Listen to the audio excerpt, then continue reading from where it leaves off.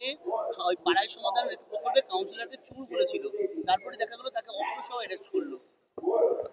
আরে তৃণমূলই সবচেয়ে বড় সমস্যা। তৃণমূলকে সরিয়ে দিলেই এই সমস্যার সমাধান হবে।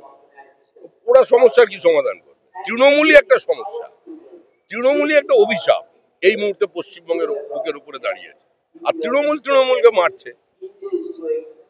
তো এটাই তো পশ্চিমবঙ্গের বর্তমান চিত্র। এখন তার বিরোধীদের মারছে না, এখন ওই 10 লাখ টাকা দিয়ে দেবেন বলেছেন বুথে বুথে, ওই টাকার কে ভাগ নেবে তা নিয়ে একজন খুন হয়ে গেল।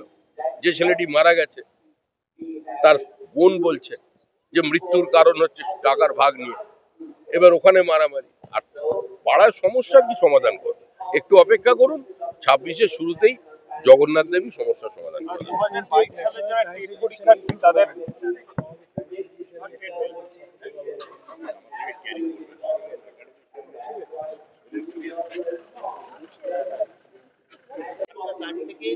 টাকা দিয়েছে, টাকা না দেবে কুপ্রস্তাব দিয়েছে তৃণমূল নেতা।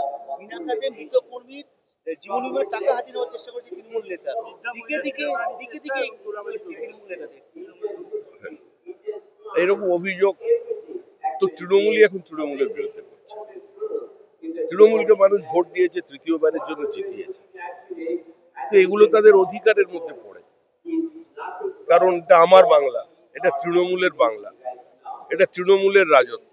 তাহলে তৃণমূলের অধিকার আছে এগুলো করার, সেই জন্য করছে।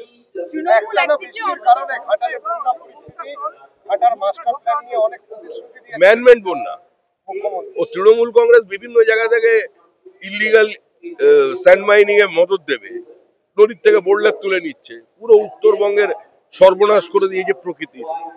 কয়েক লক্ষ হেক্টর জমি আজকে চলে গেছে জলের তলায়, নদী তার গতিপথ বদলাচ্ছে। এখানেও অবৈজ্ঞানিক ভাবে বিভিন্ন জায়গায় কানাল করেছে, বাঁধ দিয়েছে, তার যেটা হবার সেটা হবে। আর ঘাটাল মাস্টার প্ল্যান যেটা বলছেন, যে যুগে ওটা তৈরি হয়েছিল আর আজকের অবস্থায় দাঁড়িয়ে সেখানে যে পরিবর্তন আনা দরকার, জিও ইঞ্জিনিয়ারিং প্রবলেম গুলোকে যেভাবে ট্যাকল করা দরকার, তার জন্য তো কেন্দ্র রাজ্যের যৌথ একটা অ্যাকশন প্ল্যান থাকা উচিত। সেটা কোথায়?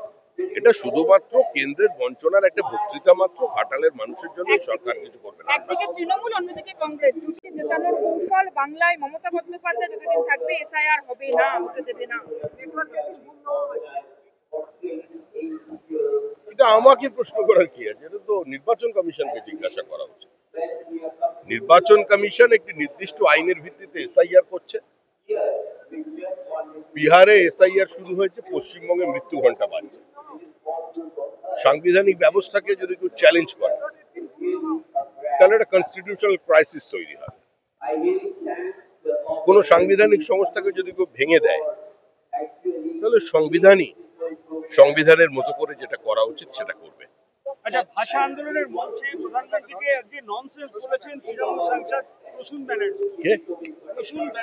চমৎকার, এটাই তো তৃণমূলের ভাষা, এটাই ভাষা আন্দোলন।